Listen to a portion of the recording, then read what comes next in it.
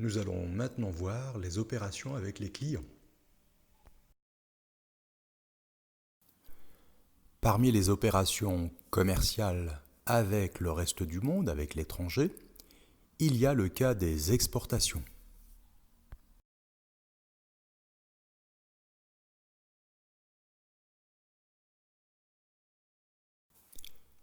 Les ventes à l'exportation, c'est-à-dire hors Union européenne, ne sont pas soumises à TVA. Cette dernière sera prise en compte dans le pays de destination.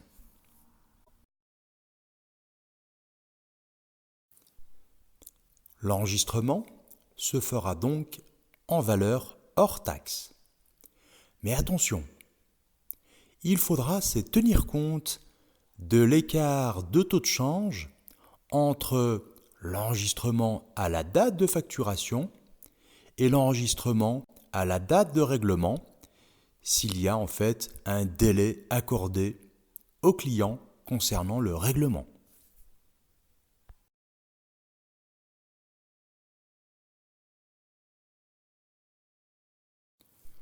Mais voyons tout cela à travers un exemple.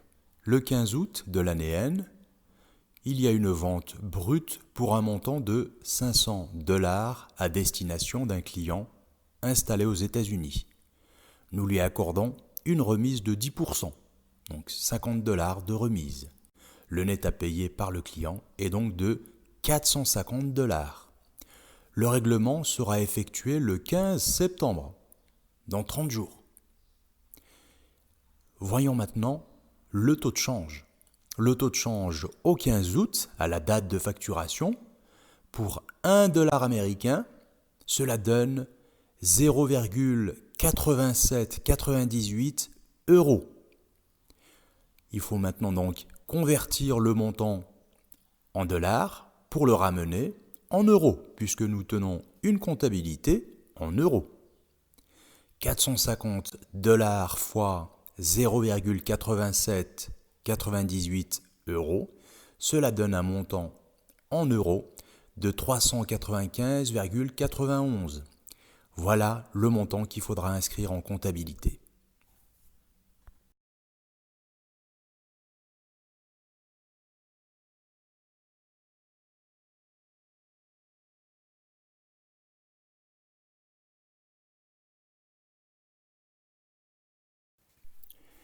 Il y a tout d'abord le flux physique sortant. C'est une vente.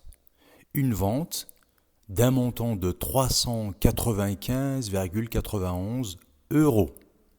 Ce flux physique sortant correspond à un crédit. Cette valeur est donc inscrite au crédit du compte 70, c'est-à-dire la vente.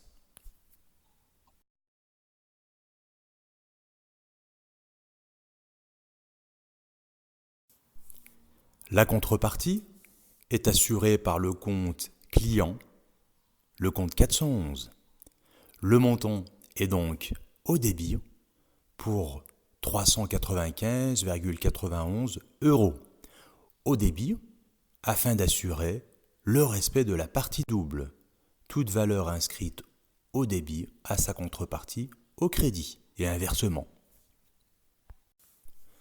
Au final, nous constatons à travers cette écriture qu'il n'y a pas de compte de TVA.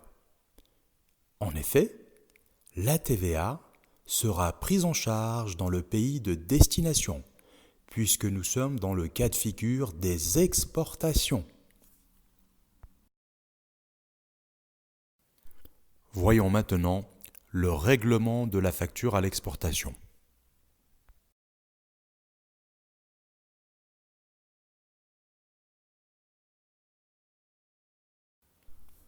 Je vous rappelle qu'une vente à l'exportation est libellée en devises. Ici, dans notre exemple, la vente est libellée en dollars. Un problème apparaîtra lorsqu'il y a un écart entre la date de règlement et la date de facturation. En effet, le taux de change évolue tous les jours. Il y aura un gain de change, c'est-à-dire le compte 766, un compte de la classe 7, c'est un produit financier, ou une perte de change, un compte 666, charge financière, classe 6. Il faudra donc veiller à ces deux dates, date de facturation et date de règlement.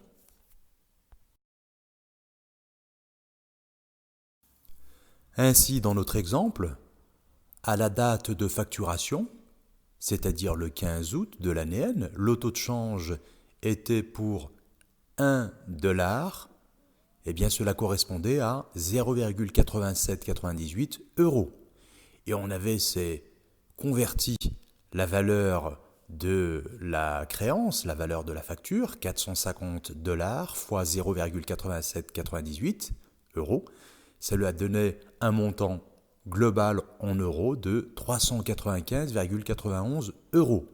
C'était ce qu'on avait enregistré dans la première écriture, à la date de facturation, la facture. À la date d'échéance, à la date de règlement, le 15 septembre, le taux de change est le suivant. Pour 1 $, eh bien cela donne une valeur en euros de 0,8295. Il faut maintenant convertir la valeur de la facture, 450 $ fois 0,8295 €. Cela donne un montant global de la facture en euros de 373,28 €. Voilà la valeur de notre vente à la date de règlement. On constate un écart.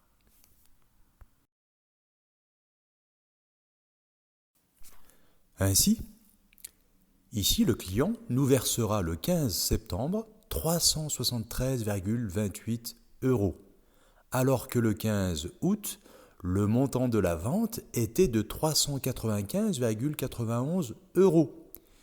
Il y a donc une perte de change de 22,63 €. On a calculé l'écart entre les deux montants, 395,91 € à la date de facturation et 373,28 € à la date de règlement. On y a perdu, finalement, à cause du taux de change. Une perte de 22,63 €.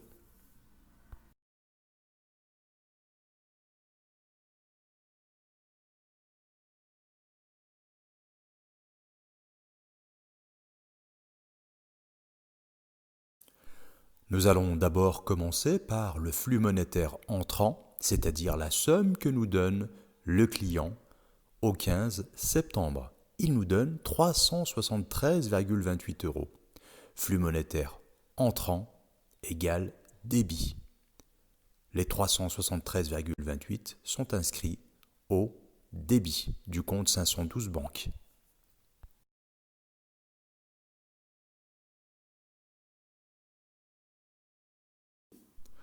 Dans un deuxième temps, nous allons solder le compte 411. En effet, lors de l'enregistrement de la facture au 15 août, on avait mis au débit du compte 411 395,91. Eh bien, cette valeur sera soldée en la créditant. C'est pour cela que nous avons les 395,91 € au crédit de ce compte 411 client. Le compte est ramené à zéro.